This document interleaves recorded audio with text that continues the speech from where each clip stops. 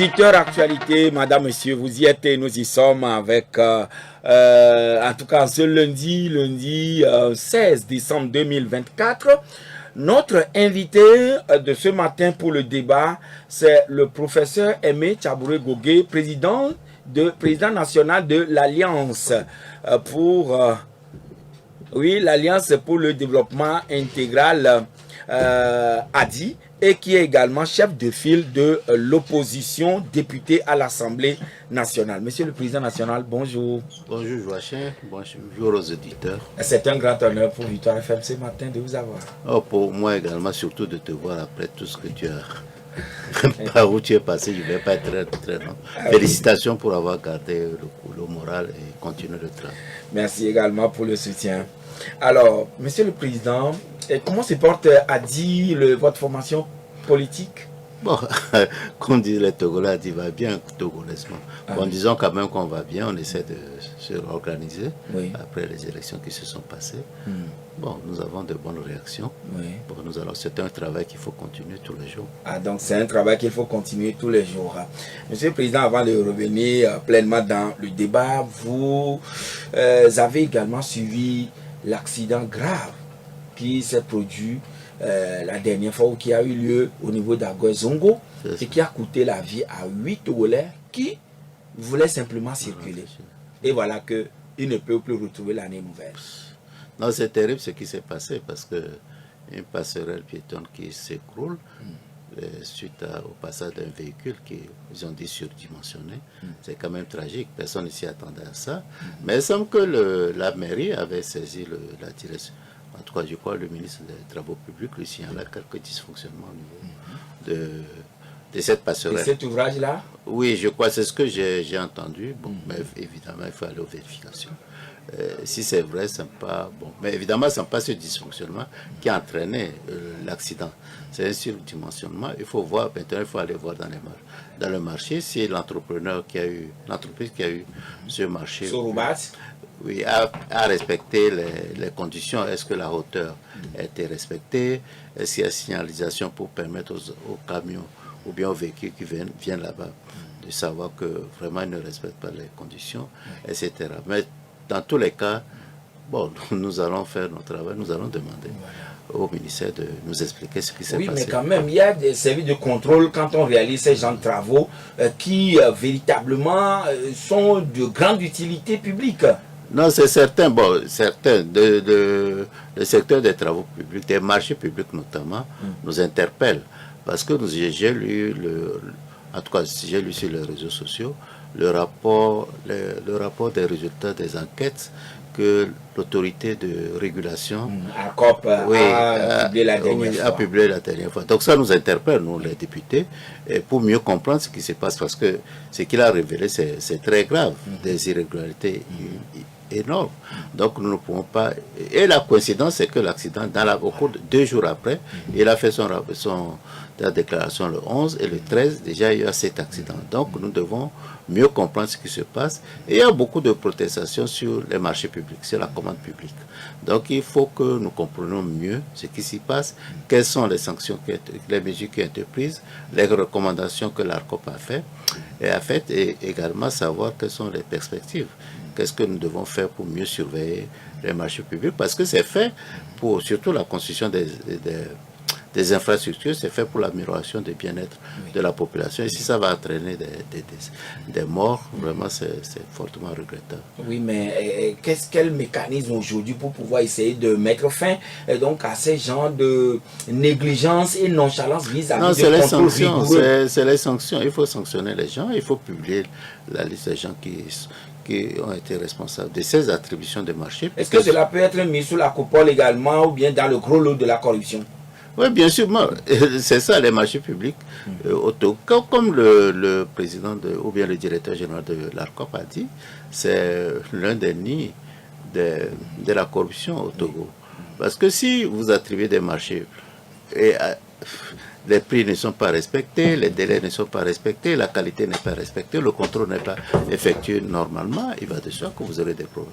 Les routes qui sont conçues, en principe, c'est pour une durée de vie de 15 ans. Voilà. Mais 2 ans après, vous constatez des problèmes. Mais les entreprises, on s'en fout. Et ça continue ainsi, le contrôle n'est pas effectué. Évidemment, nous allons essayer de creuser pour voir ce qu'il y a. C'est possible au niveau des partis politiques ou bien au niveau au niveau députés? Des députés, nous avons des armes, hein, nous avons des instruments pour vérifier. Nous pouvons demander à, comment ça s'appelle, à la Cour des comptes de vérifier les choses. Et, vous savez, nos experts, généralement, ils font du bon travail, hein, même de l'inspection générale d'État, que ce soit, ou bien l'inspection générale des finances, la Cour des comptes, ils font du bon travail. C'est après les recommandations, comment c'est suivi, c'est ça qu'il faut voir. Si vous vous rappelez, lorsque la Cour des comptes a effectué l'audit de la gestion des comptes fonds Covid, voilà. Vous voyez ce qui est sorti.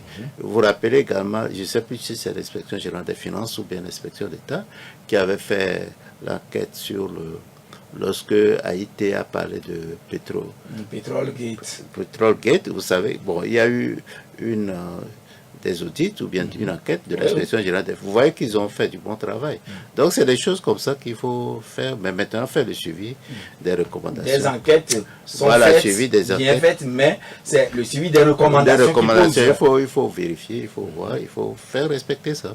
Mais à un moment donné, doit-on taper du poing sur la table? Bien sûr, bien sûr. Parce qu'il est totalement... C'est incompréhensible que des fonctionnaires s'enrichissent et puis les entreprises aient des problèmes. Ça, c'est... Bon, peut-être qu'il y a une magie spécifique. J'aurais été fonctionnaire sans problème d'être enseignant. Peut-être que je serais très riche aujourd'hui. C'est quelque chose qu'il faut... Non, ça ne va pas. Voilà. Monsieur le Président, voilà, bien avant quand même que ce drame ne survienne, du moins le gouvernement a pensé soulager un tant soit peu la souffrance de la population en réduisant le prix des produits pétroliers de 20 francs.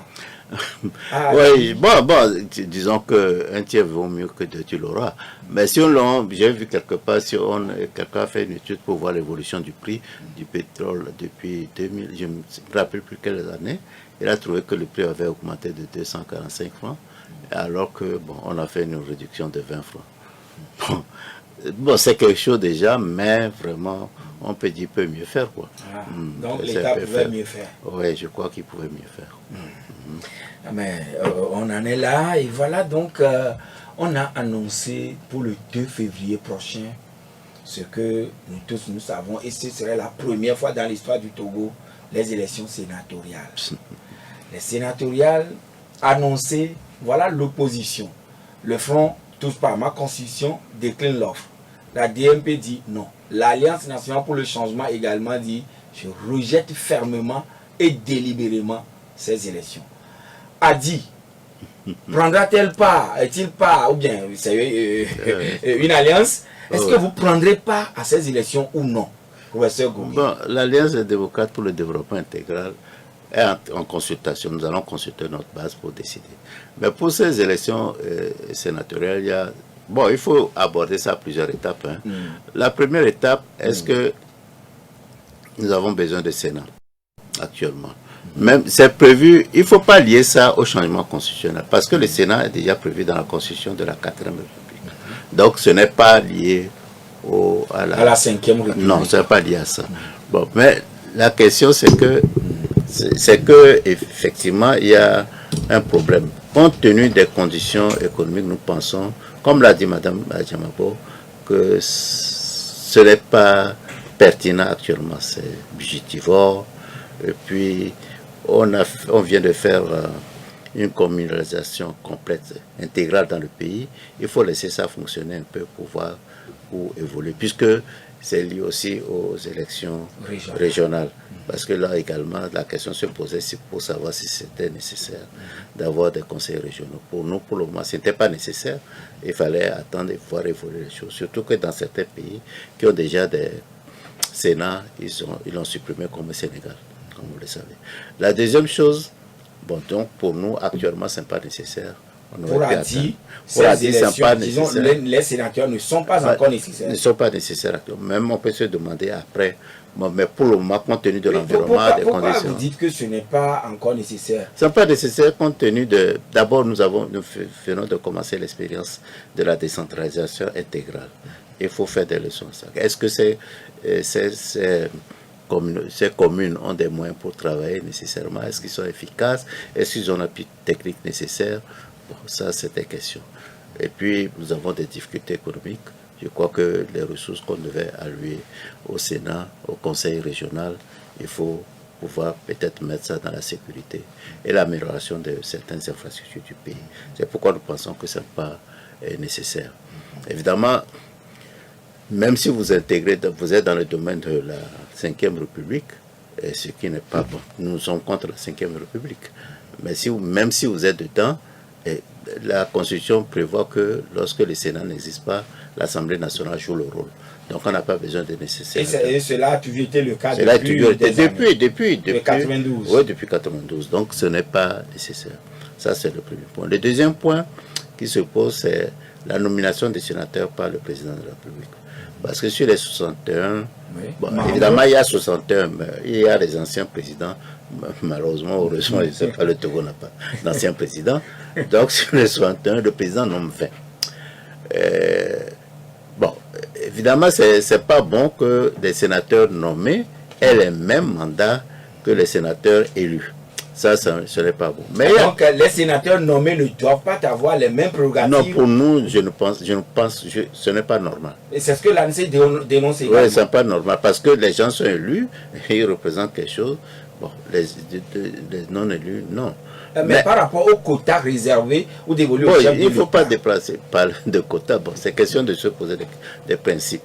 Bon, peut-être c'est un peu trop, d'autres diront que c'est OK, etc. Parce qu'il y a des pays où les sénateurs sont, entre guillemets, nommés. Bah, si vous prenez le cas du Canada, les sénateurs ne sont pas élus. Ils sont nommés par le gouverneur général, mais sous recommandation du Premier ministre, en tout cas du gouvernement. Donc, le parti majoritaire. On peut dire plus ou moins c'est la même chose ici. Mais eux, là-bas, c'est tout le monde. Mais ils n'ont pas le même statut que les... En tout cas, puisqu'ils sont tous nommés, mais ils n'ont pas le même statut que l'Assemblée nationale, par exemple. Où les députés sont élus. Bon, ensuite, lorsqu'ils sont nommés, il faut voir les critères de nomination. Les critères, parce qu'on ne peut pas laisser le président nommer qui il veut. Vous voyez, c'est-à-dire nommer pour récompenser des gens, ses amis ou bien des gens. Donc la nomination effectuée par le chef de l'État ne doit pas être synonyme de récompense. Non, ça doit respecter pour nous, ça doit respecter des critères. Si on veut que le président nomme, ça doit respecter des critères donnés. Dans ce pays, il y a des gens, peut-être si on nomme sénateur, bon, les gens vont dire, ok, ça va. Moi, je peux donner des exemples. John Doe, Ecobank. Vous voyez, il peut faire, les gens peuvent dire, oh, ok, John Doe, c'est une personnalité dans le pays. Je penserais peut-être au professeur Sedo, qui était recteur, ministre de l'Éducation. Je crois qu'il peut faire pour quelqu'un, un sage bon, peut-être qu'ils sont un peu âgés à la retraite. Mais voilà des gens. Peut-être, je ne sais pas, M-Afrique, le responsable de M-Afrique, c'est quoi? Docteur Kodom. Vous voyez, s'il y a des gens comme ça, en les nommant, ok, on peut dire, c'est des gens qui, quand même, ce sont des personnalités qui ont marqué le pays, qui peuvent être dans leurs divers domaines. Mais si on nomme des gens qui disent parce qu'ils sont soit de l'opposition, bien d'unir, il faut les nommer, je crois que ce n'est pas très intéressant. Ouais.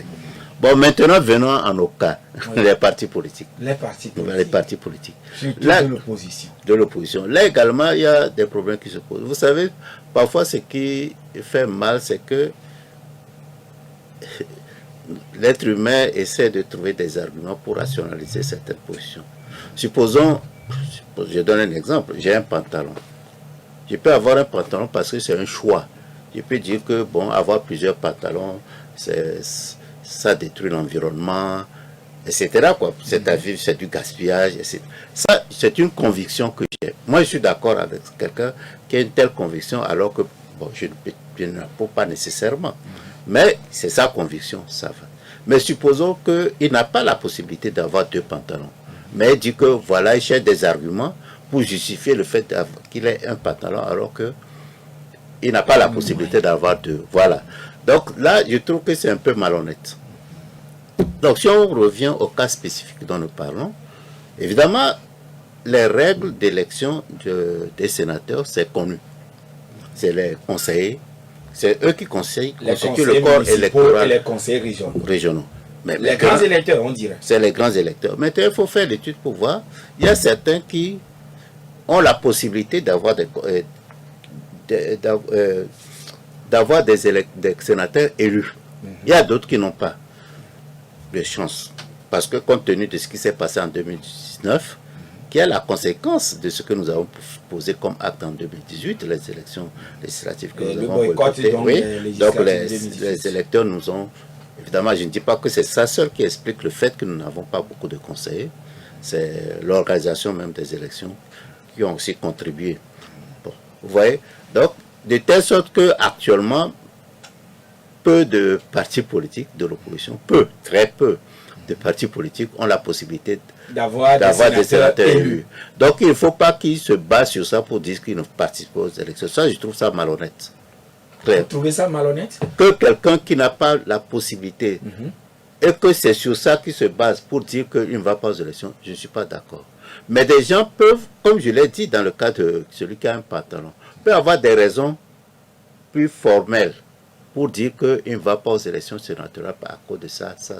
Mais il faut distinguer les deux, il faut savoir quel est le motif qui domine. Voilà. Oui, mais à vous écouter concrètement, à dire actuellement, quelle est votre position? Est-ce que vous irez? Non, moi je dis, je suis en train de faire la consultation, je vais voir cette semaine, c'est ce que les gens me diront. Et je vais l'appliquer. l'ADI est un parti démocrate. Mais vous avez quand même... moi, je peux avoir, en tant que Gauguet, en tant que militant, je peux avoir ma position, mais je suis un militant comme tous les autres, je fais la synthèse. Mais quand même, vous avez la prérogative de décider, puisque la voix est prépondérante. Non, ma voix sera prépondérante, mais quand même, si 100 personnes disent non, et moi je suis seul, ou bien nous sommes 5 à dire oui, et cette prépondérance devient une dictature. Voilà. Ah oui, mais vous l'avez dit que bon, voilà, certains partis, si jamais on essaie de bien scruter les choses, certains partis pourront avoir des sénateurs élus. Oui, mais il y en a très très peu. Mais d'autres estiment quand même que les choses avaient été faites en amont, en sorte que l'opposition ne puisse pas avoir quand même des sénateurs en tant que tels. Non, non, je sais que les conditions d'élection ne sont pas... Je l'ai dit plusieurs reprises depuis 2020, ça s'empire de plus en plus, ça c'est évident, mais je ne pense pas que ça soit suffisant. Oui, mais si vous boycottez les sénatoriales, est-ce que vous ne risquez pas d'être dans le même schéma de ce qui s'est passé en 2018? Ou bien... Bon, les sénateurs, bon, c'est un peu plus compliqué, c'est un peu plus simple que ça, parce que pour les autres élections, c'est élection directe, hein, c'est toute la population, alors que les sénateurs, c'est simplement les conseils. Si nous voulons aller au... 179 conseils régionaux plus les 1500. Oui, c'est ça, c'est limité. Ensuite, si nous voulons aller aux élections, ce serait limité là où nous avons quelques chances de gagner, parce que c'est les conseillers municipaux et conseillers régionaux. Si dans une préfecture, vous avez 5 conseillers municipaux et un conseiller régional, alors qu'il y aura 20, et 6, 5 et 3, ce n'est pas nécessaire d'aller. Vous n'avez pas la possibilité de convaincre les conseillers. Donc, avoir la configuration actuellement, tout l'espoir que UNI aura encore la majorité au Sénat? Ce n'est pas la majorité, c'est... Pour les élus. Totalité? Presque totalité, oui. Pour les élus des pour sénateurs? Les élus, oui. En voyant la configuration actuelle, il faut avoir 95%. Oui, mais nous avons 39 circonscriptions électorales, mais vous devez élire, ou bien les conseils municipaux et régionaux doivent élire 41. Comment c'est je crois Lomé, c'est 2. Je ne sais plus, peut-être Golf aussi. Et Golf, c'est 2, je crois. Puis je sais et après, Golf 2, à Gagné 2. Probablement, je n'ai pas vu la décomposition, mais c'est possible que ce soit ainsi. Je sais que, voilà. Oui, mais au regard de ce qui se passe dans le pays, la constitution de mai 2024, alors forcément, il faut le Sénat pour que les autres institutions, par exemple le président de la République et autres, soient ça, ce n'est pas notre problème, c'est ceux qui ont changé cette constitution. C'est ça. Mais je dis que même si c'est ça qu'ils veulent faire, la Constitution prévoit, je crois, que lorsque le Sénat n'est pas là, l'Assemblée nationale joue son rôle. Donc, aujourd'hui, à partir donc de ces sénatoriales, tout porte à croire que le pouvoir du peuple lui sera arraché d'élire par suffrage universel direct son représentant ou celui qui va être à sa tête. Non, pas, le problème n'est pas là. Je dis que le problème avec ce qui s'est passé, c'est le fait qu'on n'a pas consulté la population. Il y a des dispositions on n'a pas respecté, pas qu'on n'a pas consulté la population, c'est qu'on n'a pas respecté les textes. Les textes disent clairement qu'il y a certaines dispositions de la Constitution qui ne peuvent être changées que par voie référendaire. C'est ça le problème. Peut-être que les Togolais auraient voulu un régime parlementaire. On ne sait pas. Mais on se lève, on s'enferme, on ne dit rien à qui que ce soit, minuit on adopte un texte qu'on promulgue. C'est une violation totale de la Constitution. C'est un coup d'État, il faut l'appeler par son nom. C'est un coup d'État? C'est véritablement un coup d'État. Parce qu'on devait... C'est dit. Oui, c'est très clair, on peut pas, ça ne passe pas. Pour moi, ça ne passe pas. La procédure n'a pas été suivie. Nous ne sommes pas d'accord avec ça. Quel que soit ce que les gens disent, on ne peut pas être d'accord. On ne peut pas évoluer dans ce sens. C'est un péché originel. C'est très clair. Pour nous, c'est très clair pour ça. Et on ne doit pas changer une constitution. Même si la constitution ne prévoyait pas que c'est par voie référendaire, il est totalement inadmissible de changer un régime qui gouverne les rapports entre les citoyens sans consulter cette population, sans en discuter. Mais c'est très grave ce qui s'est passé. Mais après quoi? Quand cela a suscité un peu le tollé, les députés ont été renvoyés sur le terrain pour aller consulter les chefs. Vous avez quoi? Ben, ils avaient déjà adopté ça. Bon. Vous allez dire que c'est avant de faire la deuxième relecture, quoi qu'ils ont consulté. Mais en 2 heures, vous allez consulter la population. C'est en 2 heures que vous allez savoir la position de la population. Moi, j'ai des coins où des gens ont voulu aller et les ont renvoyés. Même si c'est en 2 heures, ils ont sélectionné les gens qui voulaient consulter. Mais même les gens qui sont partis en parler, là, est-ce qu'ils connaissaient le contenu du texte? Ils ne connaissaient pas le contenu des textes. Beaucoup de députés ont voté. Même ceux qui ont proposé ces changements constitutionnels, ces changements constitutionnels, est-ce qu'ils connaissaient le contenu du texte? Ceux qui ont proposé, ceux qui même ont proposé voter là, est-ce qu'ils connaissent? Non. Non, mais comment je peux proposer? Non, vraiment, je crois que pour simplifier les choses ici, là, ce matin, il faut éviter de parler de cette constitution. Non, ce qui s'est passé, c'est énorme. Ce n'est pas du tout normal. Non, je trouve fortement regrettable que les Togolais, et chaque fois ils disent bon, mettre en place les institutions de la Cinquième République. Mais c'est quoi ça? Pour contenter un seul individu, vous changez. Non, ce qui est très grave, c'est qu'on ne remarque pas s'il n'y avait pas ce changement constitutionnel. En 2025, on aurait franchi un grand pas dans la résolution du problème togolais. On aurait peut-être eu une alternance. Même si le président venait du camp uni, on aurait eu un changement de personne à la tête du gouvernement. Vous vous rendez compte ce que ce changement constitutionnel crée comme problème? Non, c'est excessivement grave ce qui s'est passé. Je ne sais plus si c'est en mars ou en avril. C'est pas bon. Il faut qu'on se respecte dans ce pays. Face à tout ceci, oui. Doit-on aller encore à une discussion, à un dialogue et ramener le compteur à zéro ou bien quel compteur? Non, pas le compteur mandat, non. Ah, okay. Ramener tout à zéro et puis dire maintenant nous voulons peut-être changer de régime et on doit aller à un référendum, ou bien doit-on discuter et de quoi s'il le faut? Non, tu sais, la situation est quand même très préoccupante. Au niveau d'Adi, nous avons toujours privilégié le dialogue. Et le dialogue interne.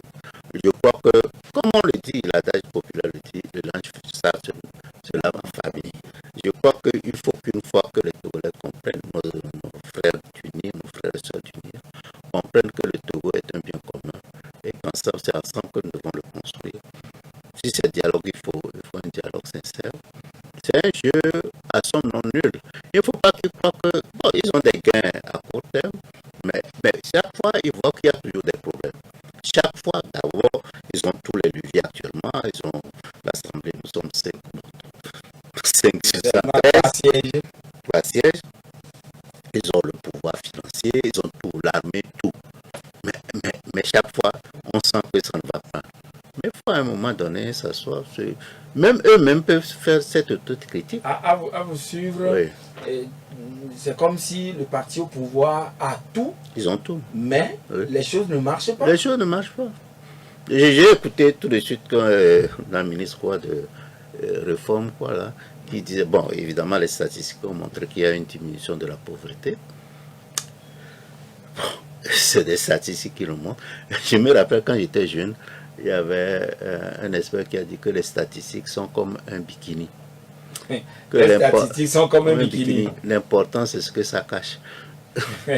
Vous comprenez ce que je veux dire? Bon, donc, bon, personnellement, il est probable que les statistiques montrent.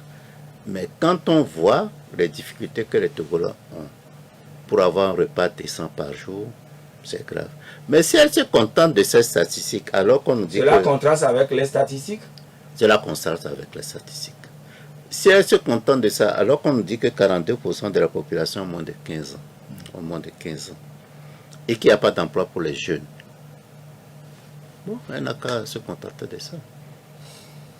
Professeur Tchabouré Aimé Gogué, le président national de ADI, qui est député à l'Assemblée nationale, chef de file de l'opposition, c'est lui qui est notre invité de ce matin. Monsieur le Président, la question que je vais vous poser, mais on va marquer la pause et on reviendra avec la réponse.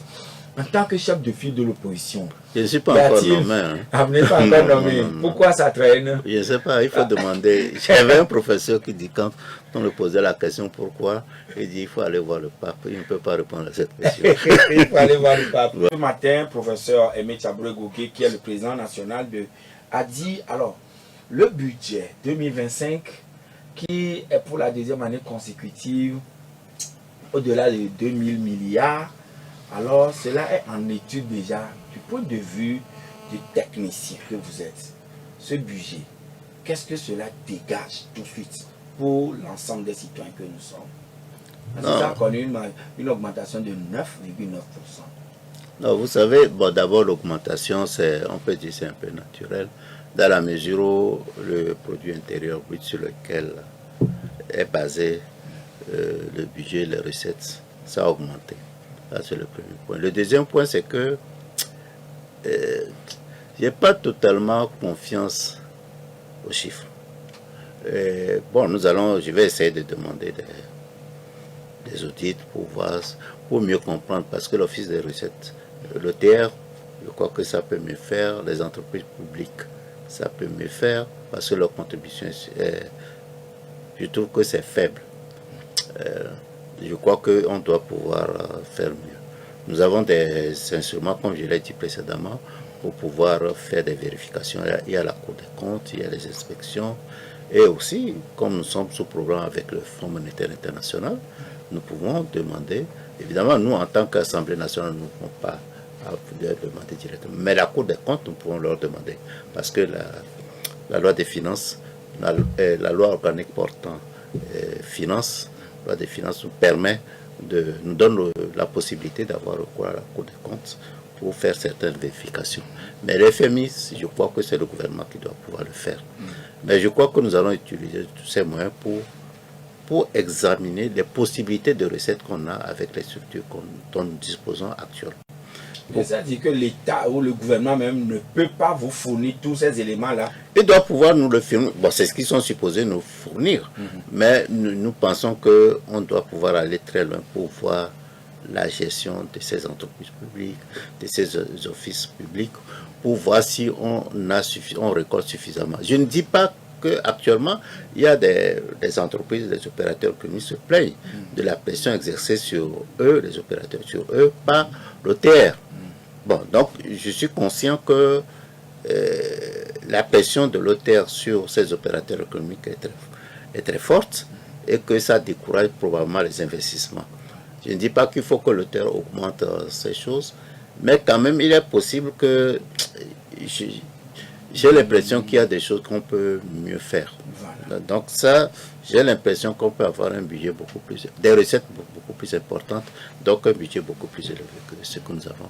Donc on pouvait toutefois avoir un budget peut-être dans l'ordre de 3 000 milliards par exemple? Je ne peux pas l'affirmer, mais je crois qu'on doit avoir un peu plus que ce que nous avons actuellement. C'est l'impression que j'ai. Je peux me tromper, mais il faut qu'on fasse des vérifications. Mais il y aura le collectif budgétaire.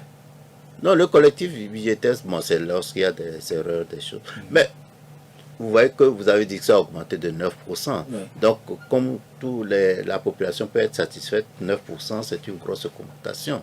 Mais si chaque année, mais si la base même est faussée, c'est-à-dire si c'est sous-évalué, vous allez être satisfait d'une augmentation de 9%, alors que peut-être on aurait pu, comme vous l'avez dit, on aurait pu peut-être avoir 3 milliards, 3 000 milliards. Vous voyez.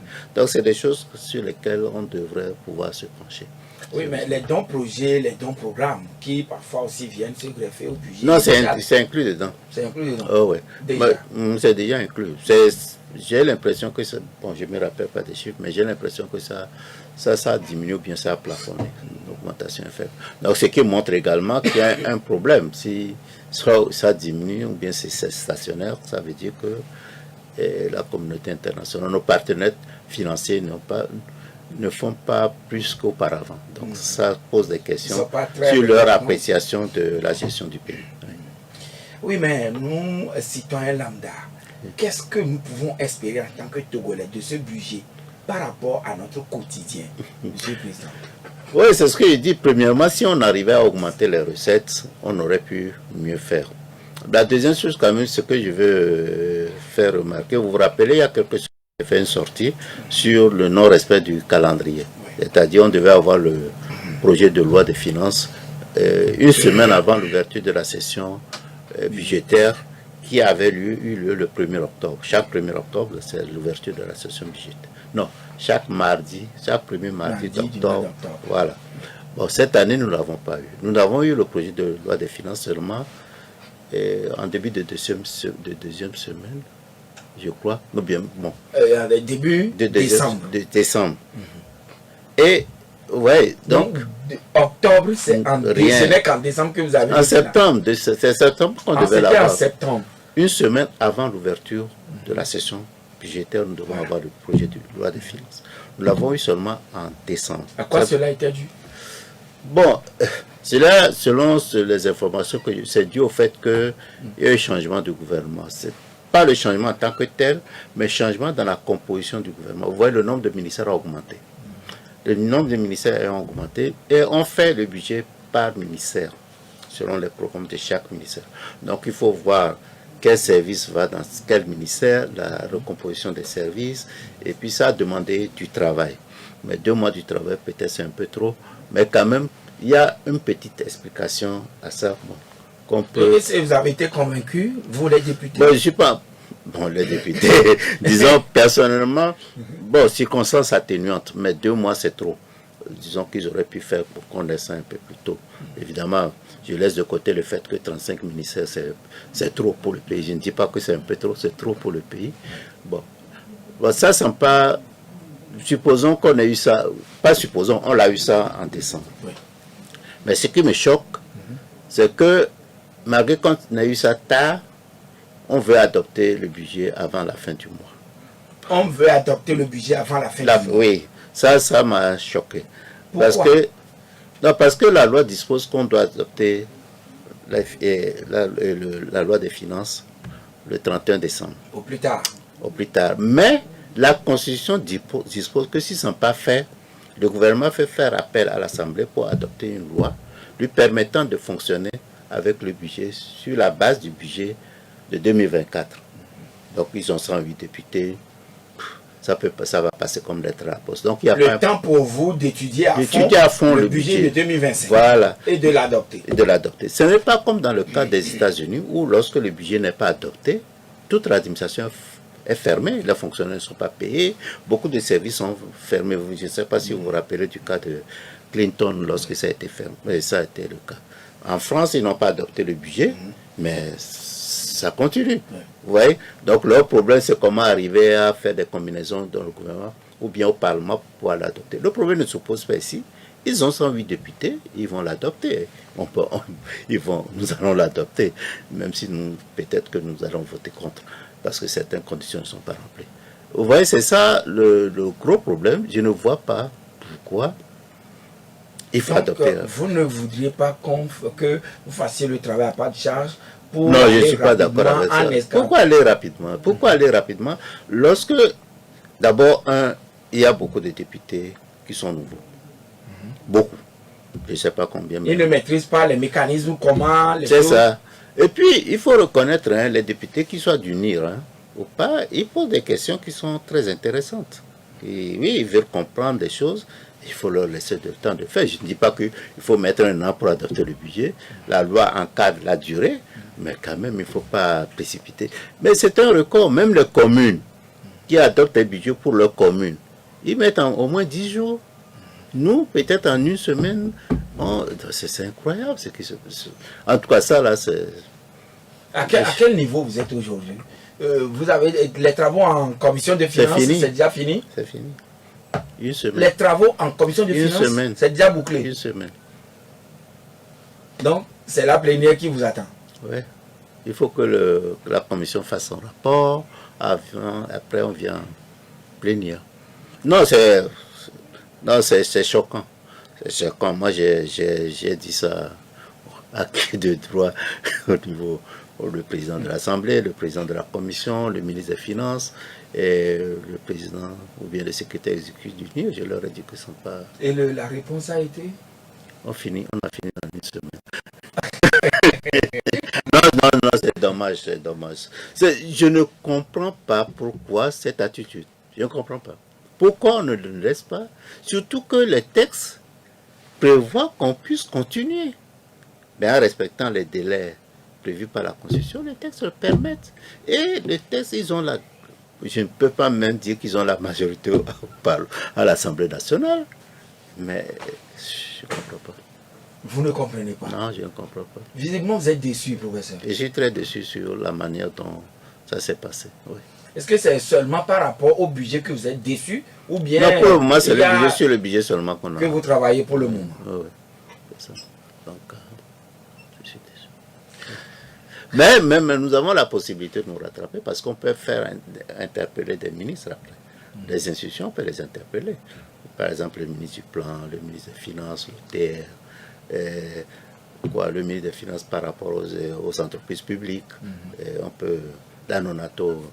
Si au moins, avez-vous été situé par rapport à la contribution de chaque entreprise et de l'État? Pas beaucoup, parce qu'avant, je me rappelle quand j'étais député, puisque j'ai été député entre 2013 et 2018, on avait les contributions de chaque entreprise publique. Maintenant, des entreprises publiques sont passées, ils nous ont dit ce qu'ils contribuent, pas beaucoup, pas toutes sont passées. Comparativement à ce que vous aviez assisté, avant, vous aviez assisté avant? Ah oui. Je crois qu'il y a... Oui, et l'explication donnée, c'est quoi alors? Je ne sais pas. C'est pourquoi il faut qu'on comprenne. Il faut qu'on comprenne. Le port, par exemple, la Lonato, le port est passé. Il y a certaines entreprises, oui, la SNTP, ces entreprises sont passées, mais il y a d'autres qui ne sont pas passées. C'est pas bon. Et elles ne sont pas passées. À l'Assemblée, en tout cas, présenter leurs chiffres, oui. Et puis, dans le budget, tout est global. Donc, c'est facultatif?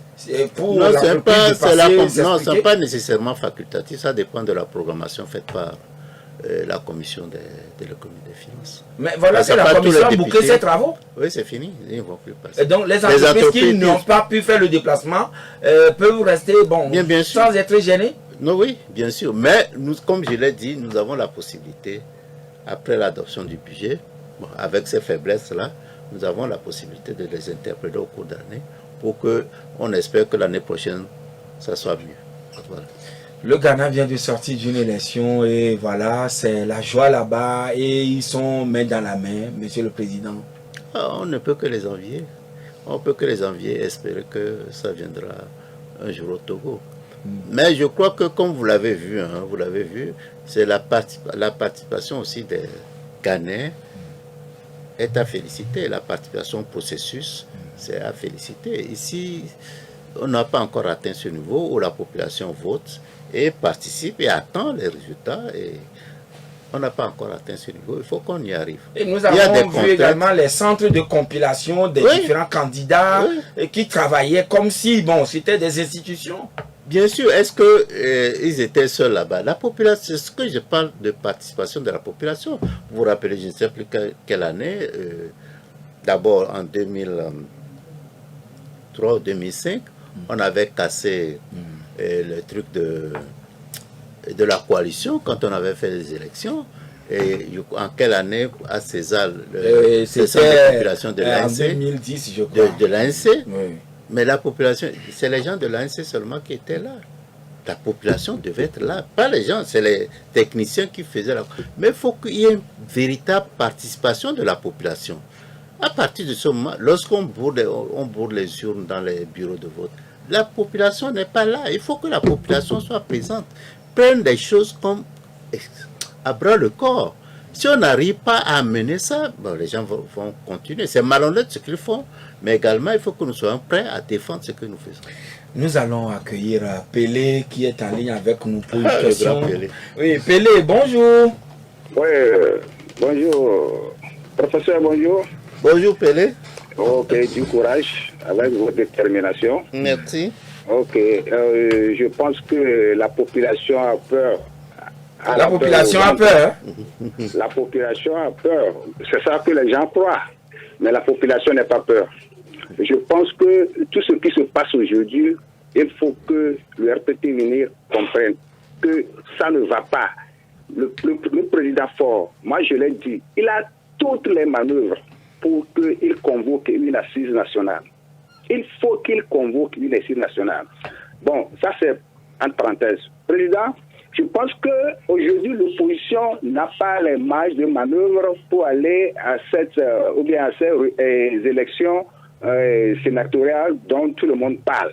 Je pense que si tout ce qui se passe aujourd'hui, l'opposition peut attendre la nomination du président Faure. Tous les opposants qui voulaient travailler avec le président Faure n'ont qu'à aller travailler avec le président Faure.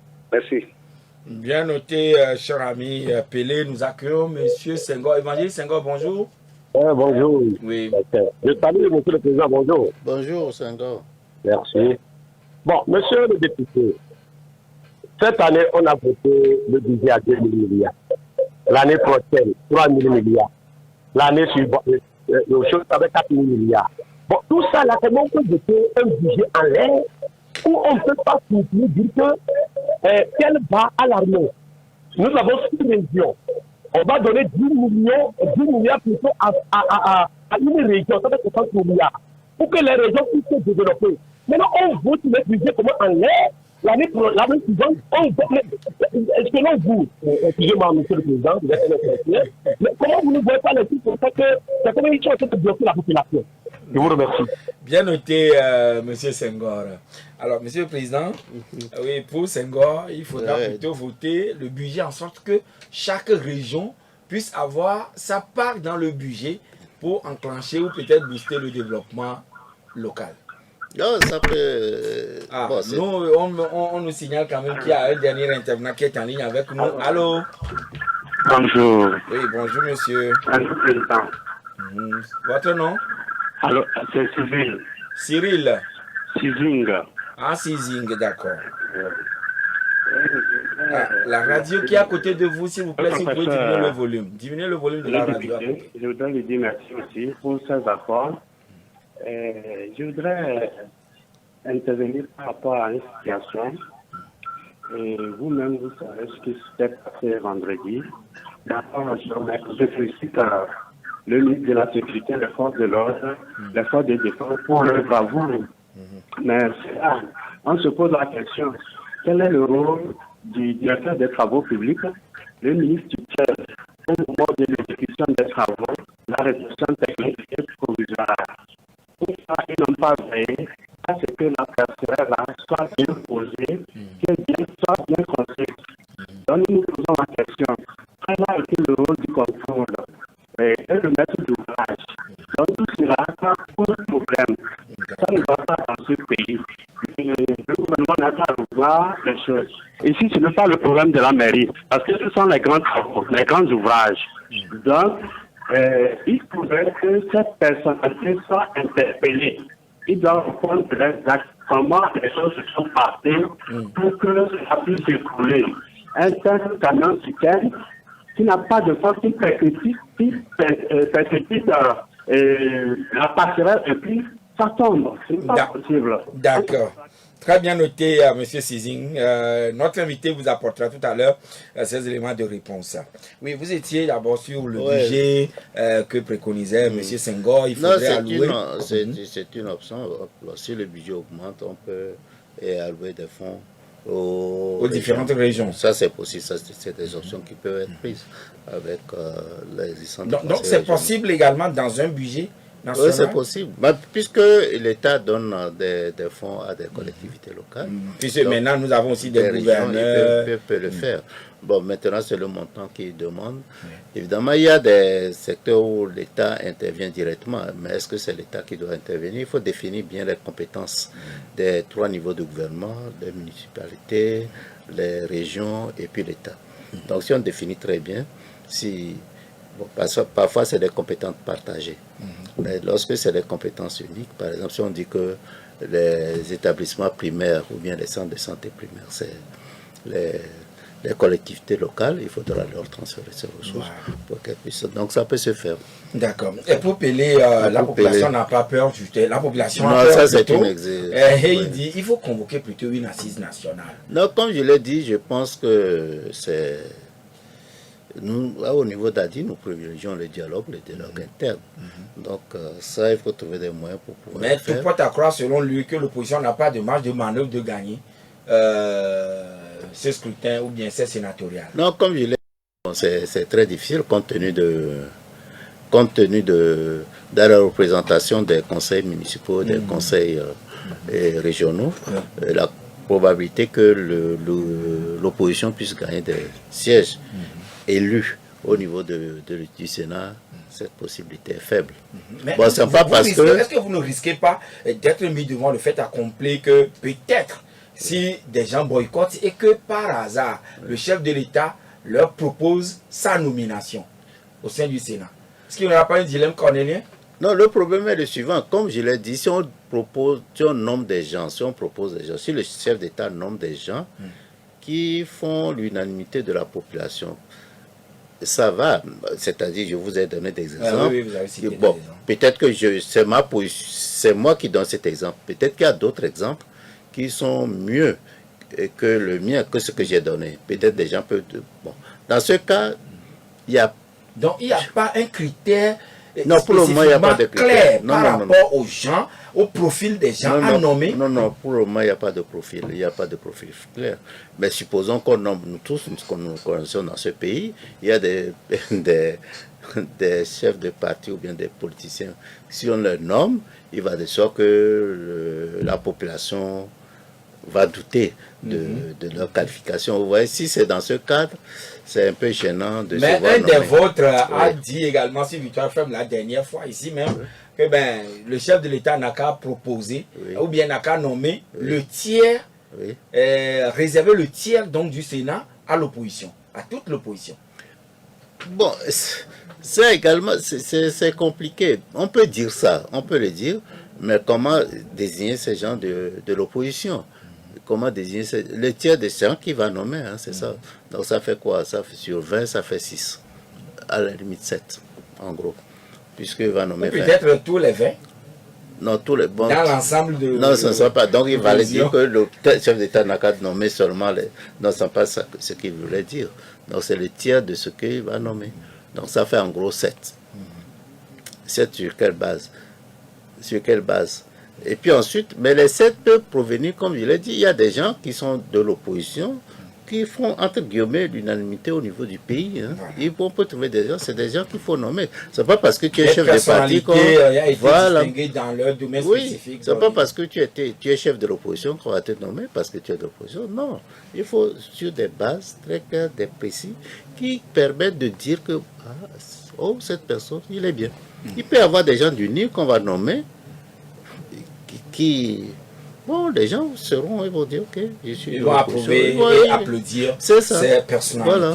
Oui, mais Sizing disait que ce qui s'était passé à Ouézongo était tellement grave, mais il se pose des questions sur le rôle qu'a joué le directeur de travaux publics. Nous l'avons dit, non, certainement, non, en tout cas, nous allons faire des efforts pour mieux comprendre ce qui s'est passé et la population saura. Parce que les gens se plaignent trop sur les mais comment se fait-il que il y a eu mort d'hommes, des citoyens Oui. qui ne voulaient simplement que circuler. Oui. Ils étaient en pleine circulation. Bien sûr. Et voilà qu'un pont C'est qui a tout. été fabriqué, une Il y a passerelle, combien d'années? 1 an.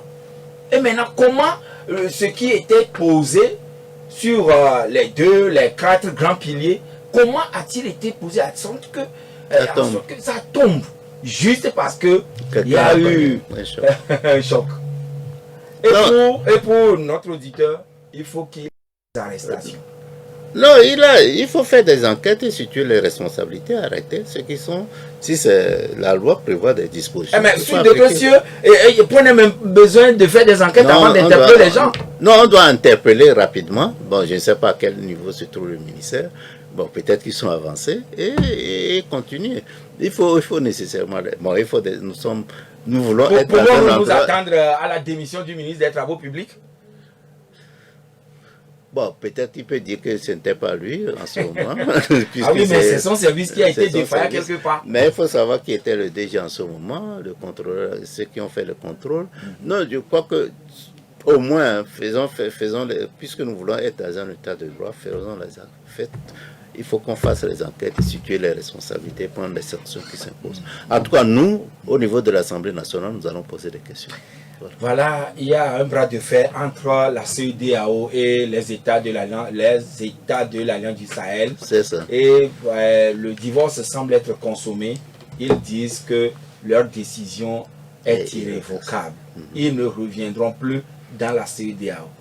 Comment en est-on arrivé là, professeur? Bon, je crois qu'il faut accuser la CEDEAO. Bon, personnellement, moi je suis contre les coups d'État.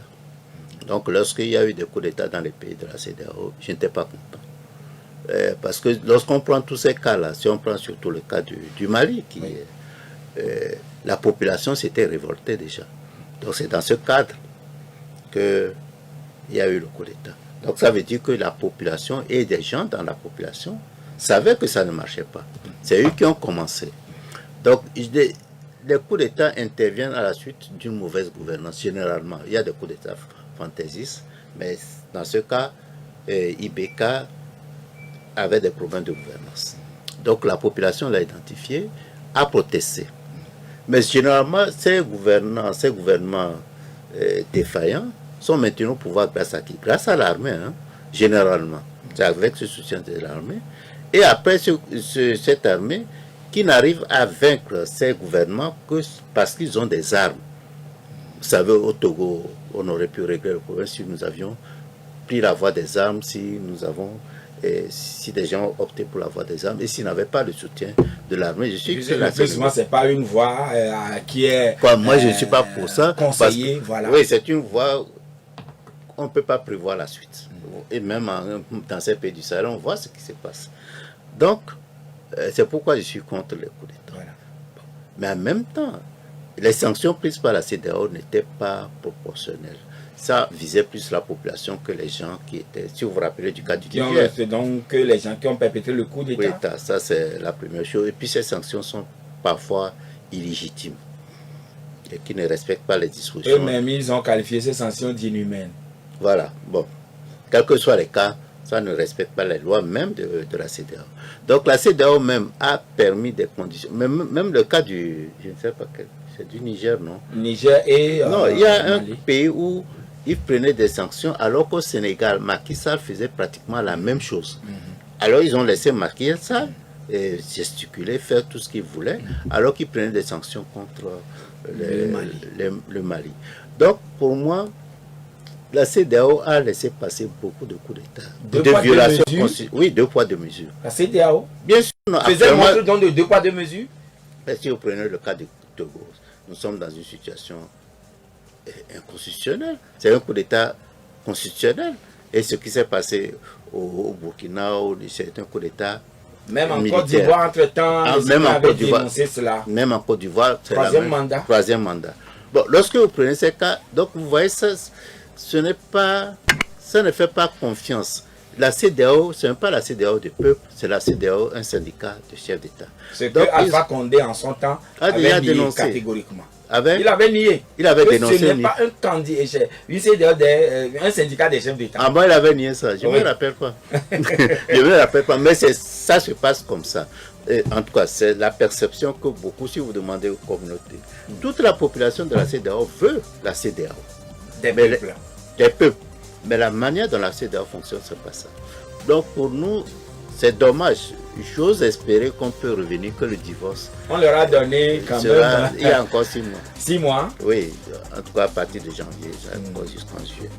Donc on espère que le divorce, la séparation du corps va être supprimée et qu'ils vont revenir. Mais il faut ça dépend des changements profonds que la CEDEAO doit opérer en son sein. En son sein. Et donner confiance. Vous avez bon espoir que cela va plus, cela pourrait être le cas. Je rêve. Monsieur le Président, nous sommes à la fin de notre entretien. Votre mot de fin. Non, je crois que nous vivons une situation très difficile, très dangereuse au Togo. Et j'ose espérer que la population est déjà très consciente de ça.